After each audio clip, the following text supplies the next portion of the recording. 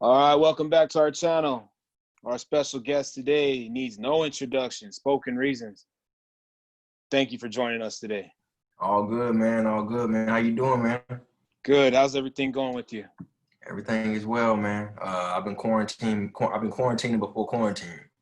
Okay. So what I mean by that is I've been a stay-at-home dad for like the past 2-3 years. Oh, So wow.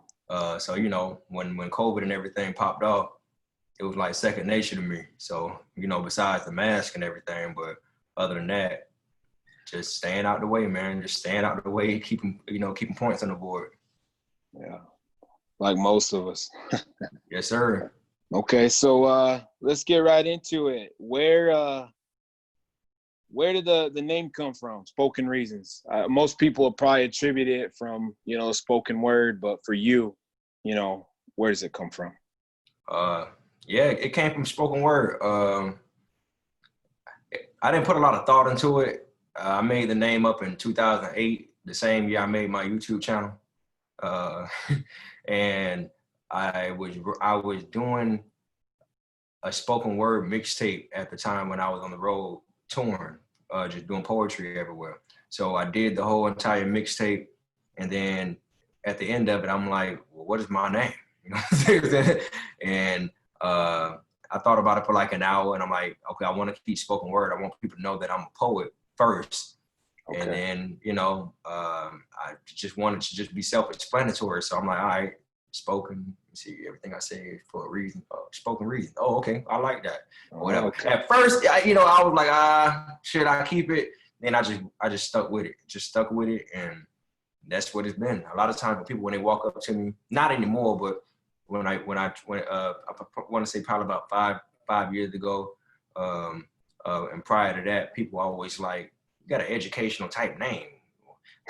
Why you got a name like that? I'm like, bro, I don't know, man. You know what I'm saying? Everything spoken has a reason, man. Absolutely. So that was more in depth than I thought. So that's pretty cool. Yes, Um, sir.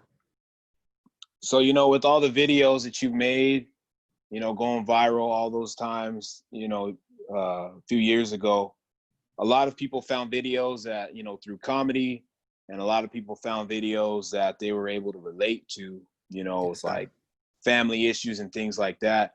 Mm-hmm. Which ones have you felt like were the ones that people related to the most? I know a lot of people like relationship games, because I'm they got a surprised lot you of, brought that up. yeah. Okay, relationship games. Um, Man, I never really sat. I never really sat on. Um, Damn, you mentioned relationship games. That wouldn't even have crossed my mind. That's how many videos I have. Yeah. But one of my biggest spoken word videos called "Maybe the Last Time." I felt like that was when people got a chance to understand who I was. Because at the time I was dropping videos like 2 times a week for like a year straight, I believe, or close to it. And nobody really knew who I was. And all I was trying to do was just let people know that, look, I'm beyond just funny. I got a message behind everything I say as well. And not to say that I didn't have a message. I had a message in my rant. Because there's rants out there that I like. I Yeah. like Time is Everything. I like relationship games as well. I have a short film called Sex and Friendship that teaches the tension the tension with infidelity and dealing with that between your relationship and friends and all the other stuff. I really can't just point one, but Yeah. those what I just named to you, those were like the highlights. I would say relationship games, like you said, my poems, maybe the last time. Um, Hell, even the ratchet ones, the Yeah. cyber hose, whole manual. It was just at the time when I was doing it, I realized that I was putting out like a baby street Bible. So, Right.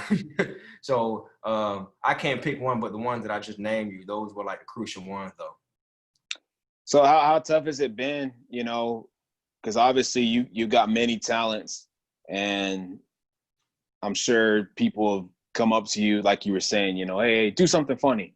you know, and it's like, I'm more than that. I'm more than just a funny guy. You know, I have a word that needs to be spoken and, you know, Yeah. people can benefit from. So has that been Yeah. pretty tough then to get people to understand, hey, there is a funny side, but there's a serious side as well? I don't deal with that anymore. I probably dealt with that like the first 2 years of my career, of actually being out. When I mean, you know, I've been in the game for like 12 years, but I didn't really pop until 2011. I started in 2008. So I want to say probably from 2011 all the way until when I did the Heat in 2013. That was when people was walking up to me saying, say something funny. But eventually I would say after the Heat, that's when everybody started paying attention to like my boss moves and stuff like that. And they started realizing that. And I was always just out in public and stuff like that. So people just got a chance to understand who I was just through Twitter, Instagram, YouTube, and just going live. When people see me in person, I'm not a jokester like that. I've Right. never been a jokester ever. I've never tried to tell jokes intentionally. I have a funny way of saying things, and it just happened to be the truth. You know what I'm saying? And so I never signed up in the games to be the jokester, to be the biggest comedian. I was just always good at it. And I realized that I had a gift. So it hasn't been hard. And I appreciate that too, man. I appreciate the people for respecting that and actually taking time out to understand who I am, because a lot of people don't get that chance to get that point across to their audience or just the people in general. So I think people got a clear understanding of who I am, and it was trial and errors. What I mean by trial and errors, I wasn't the most perfect person walking out of the house with my responses to how people were coming up to me. So I guess I had to teach people how I wanted to be treated. Right. Right. You know, I had to teach them. So it might have been times when they ran up to me being extra, like, "Oh, what's up, Carl? What's up? What's up? What's up?" I'm like, chill, bro. Like, Yeah. you want to take a picture, my dog? Like, you know, just, you ain't got to do all that. But like I said, over the years, I taught people how to treat me. And I feel like everyone else, that's the key to building a brand. You teach people how you want to be treated, and keep beating on that horse until you get that. You know, and just put it out there. If you don't feel like you're going to get it, if you don't get it even during your lifetime, they'll eventually pick it up, because it's a seed planet. Everything is a seed planet. So I had to understand that too over the years, that you can talk about getting your flowers and stuff like that, but everything is a seed planet. You may not see those type flowers while you're here, but it's out there. And when your story is over with on Earth, people will pick up every single seed that you planted and be like, "Oh, he was like that." Nobody's going to there's not a soul walking this earth where they pay attention to everything you do unless they're stands. So Right. that's just what it is. Absolutely. That leads me to my next point. Let's talk a little bit about the Heat. I know that was a while back. Obviously, you had all that success, and then here comes, you know, landing in a motion picture, The Heat. What was that like working with Melissa McCarthy and Sandra Bullock? It was cool. It was a little nerve-wracking at first. I always tell people this: the difference between my set and theirs was just that it was just way more white people. You know, I would just go on set. I went on set and saw all these people. I'm like, dang. And it was just nerve-wracking. It was just nerve-wracking. I'm talking about just the environment, but it was a good environment. But just working with Melissa McCarthy and Sandra Bullock, that was dope as hell. That was absolutely dope. Sandra would pull me to the side and have conversations with me out of nowhere, and she would just tell me little things here and there, like, you should keep doing this. You have a gift. Melissa, she would do the same thing. I didn't spend a lot of time with them, obviously, but the game that I got, it's always something that I hold on to. So I ain't got nothing bad to say about it, man. Hopefully it'll be a Heat 2. I heard it's a Heat 2 in the works. I saw it online, so. Okay. Maybe they'll get that going. Where do you feel that spoken word is in society? Meaning, like, some people might feel like it's not cool, you know, to do spoken word, you know what I mean? So where do you feel that is right now? Because obviously, you know, if you have something going, you need to just do it for yourself. But In society, you mean today? Just today? Today. It's actually it's actually very needed right now, especially in 2020. Spoken word is very much so needed right now. I feel like if you're a poet and you're a spoken word artist, this is the time where you need to let all those words out and nurture people, because people are hurting right now. People are confused right now. People are dealing with all kind of emotion, and we're the Band-Aid to those emotions. Poets, they're prophets. They can be bad prophets or good prophets. You choose which route you want to go.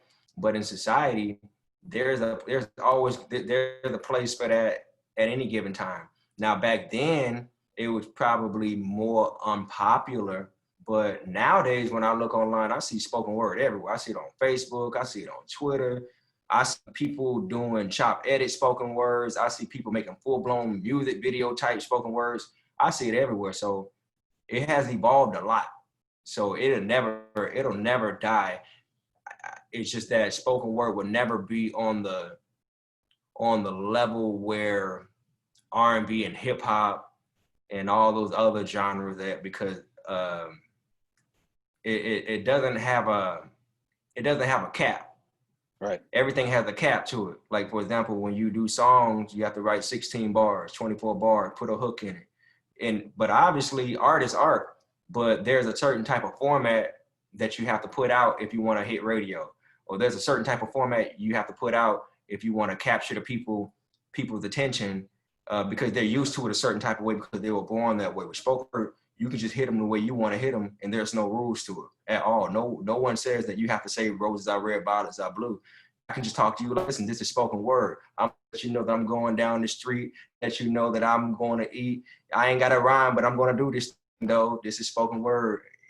Like, you know what I'm saying? Like, it's you do whatever you want to do with it. And that's the beauty of it. There is no right or wrong to it.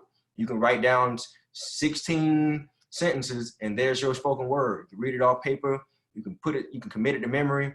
You can put it over the microphone, do it over a podcast. There's no cap to spoken word. And I think that's probably the most confusing part with people, because they don't pick it up just open and willingly and say, hey, I'm in spoken word. No, most times when people gravitate to a spoken word, it's probably something that someone said like, okay, I feel that. But other than that, a lot of people aren't just going to just say, oh, yeah, I'm going to just listen to some spoken word. You know what I mean? So, hey, it is what it is. You know what I mean? It is what it is. Yeah, and you're right. It's definitely growing, especially, today with everything going on. It definitely is needed. So that's always a good thing. Yeah. So what advice would you give for the next person, kid? Maybe they want to follow something similar, with you. Because obviously YouTube is, if you work it the right way, you're living proof of that. You know what I'm saying? Yeah. What advice would you give to somebody that has a similar path? I always say this, but not a lot. I say that keep putting points on the board. I say that a lot. Keep putting points on the board. But also, man, just stay out the way. Obviously, faith, consistency, and hard work. Obviously. But do your work and just stay out the way. There's a lot of demons floating around, especially nowadays, and people don't have talent, and people are going with the next big thing, as far as who's hot and what's popular, what's trendy. Podcasts are popular now, interviews are popular now, and not to say that it's bad, it's just that people take a route, and when they see a lane working for a lot of people and they're not passionate about that lane, then you'll see a lot of stuff online. What you see now is, Deontay exposes Shirley and all this other stuff. This is a very exposing generation that we live in now, where everybody just exposing, maybe not even because they dislike you. A lot of times they're just doing it because they're trying to pay their bills. Right. And a lot of them will admit that, and a lot of them won't. but you have to pay attention to the ones who won't. I feel like there's a lot more people who don't admit it than do, because they just don't want to shoot themselves in their platform. And they also don't want their audience to understand that we live in a world now where people don't have a mind of their own. This is why I say you got to stay out the way.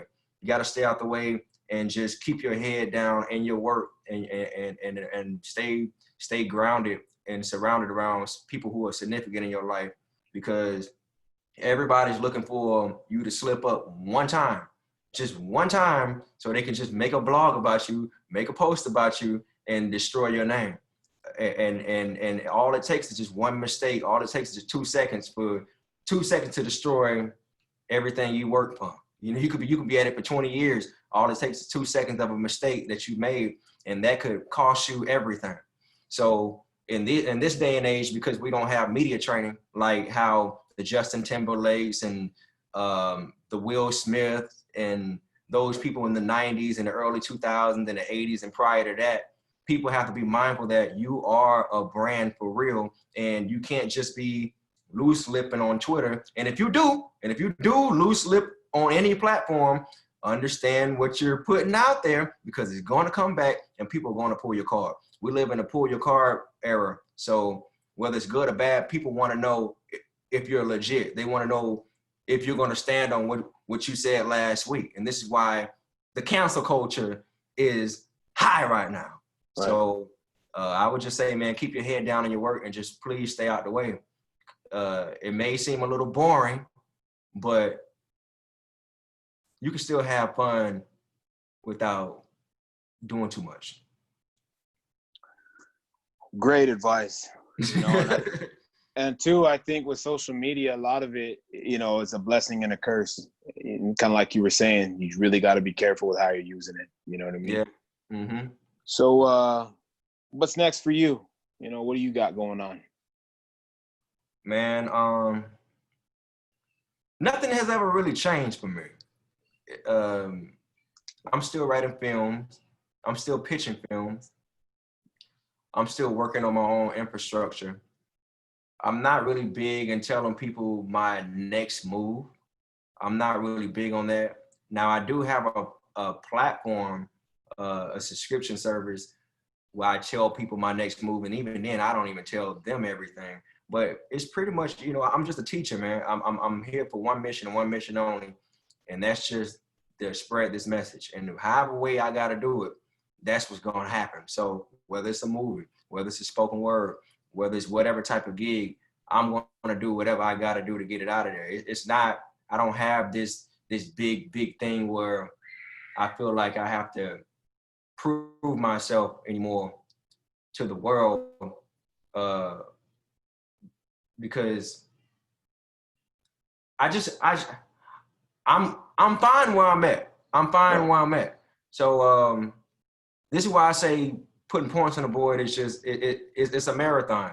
It's a marathon. Shout out to Nipsey Hussle. I was saying that way before too, but all of this is just a marathon. The person that told me about the marathon race actually was in 2012. It was Wyclef Jean. He told me that. I asked him for advice in 2012. I'm like, hey man, what advice would you give me? He said, look, it ain't that hard. Just it's a marathon. You know what I'm saying? It's not a sprint. It's not a sprint. You can make it a race if you want to, but you run at your own pace. You run at your own pace, and that's just what that is. So films, spoken word, more dope quality stuff in the future. I know a lot of people are not getting that right now because they don't understand that I work just as hard now.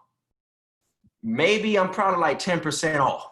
Maybe I'm probably like 10% off, but I work more harder now because I'm on the back end of things, because I'm learning everything where I made mistakes at in the past. Oh, okay. So they may not see me on the front end putting up all these videos, but I'm literally teaching myself how to build websites. Yeah. You know, I'm teaching myself I taught myself last year how to make beats. You know what I'm saying? So, strengthening my skill set. That's what's next for me. That's what I'm in process of right now. So I just been focusing on strengthening my skill sets before I jump back out there and really do it big again. I'm not in a rush. I'm not in a rush for it, but whenever the time is right to really get going the way people want me to get going, that time will come. But for right now, I'm just enjoying life around my family members. I'm getting married next year, stuff like that. And that's just that. I had to learn over the past few years to just embrace what I had in front of me and everything what I've done. Because it's very hard to process things when you're moving a million miles a minute. It's very hard to process things. I didn't really process a lot of things. I was moving fast. I was just, all right, short film, meeting here, meeting that. It was a time when I was going to like 5-6 meetings a day, and I still had to do my thing. So I didn't get a chance to process that. I missed out on a lot of time with my family, not just my son and all that, my mother, my sister, my grandmother. And then it was literally like everything has evolved in the blink of an eye. It's like one day I was working hard and out here in Hollywood or on the road doing shows and everything. And then next thing you know, it's 6-7 years later, 8 years later, whatever it is. And then I'm like, damn, grandma got old. You know what I'm saying? Like, you know, I'm like, wow, where was I? Like, where was I? So I'm enjoying life that way. I don't want to miss that no more. And that ain't cool. You know, it's cool to get out here and grind, and I'm not hating or ishing or, you know, beating down anybody's hustle. I feel like you gotta do things, especially out of people's out of their understanding sometimes. And that happens a lot. And they may not understand what you're doing, but know when to bring it home. Know when to bring it home, because everything has an expiration date. Everything has an expiration date. And you got to balance your time. And I'm more embedded in balance than just being one-sided. So that's just where I'm at with it. Wow. You know, well, you've shown us, you know, faith, consistency, and hard work, man. It'll get you you know, and I know, like you said, it's a marathon, not a sprint. Yeah. But you've shown us that you can go real far with that. So keep campaigning and pushing for that. Yeah. And I appreciate the interview today. All good, man. I appreciate you too, man. I appreciate all the real questions. A lot of people don't get a lot of credit for conducting solid interviews. I appreciate you, man. This is definitely one of those points on the board for the ecosystem. So if no one has ever told you, you're doing some good work right now, I hope you keep doing it. Keep evolving. I peeped out some of your previous interviews. They were solid too. But this was a dope interview, man. A lot of people like yourself don't get a lot of credit for these type of interviews. And instead, they'll end up asking questions like, so tell me about your baby mama. Yeah. You know what I'm saying? Like, and that's cool. You can put out whatever business you want to put out there. But hey, right. You know, I feel like a lot of cats like yourself, guys like yourself, kings like yourself, they don't get enough credit for just conducting the real solid ones and just keeping it in the pocket.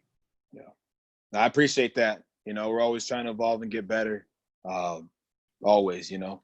Oh, good, man. Thank you. All good, man. Much love to you, man. Anytime. All right. Anytime. I'm here. All right. I appreciate it. All love. We'll see you. Yes, sir.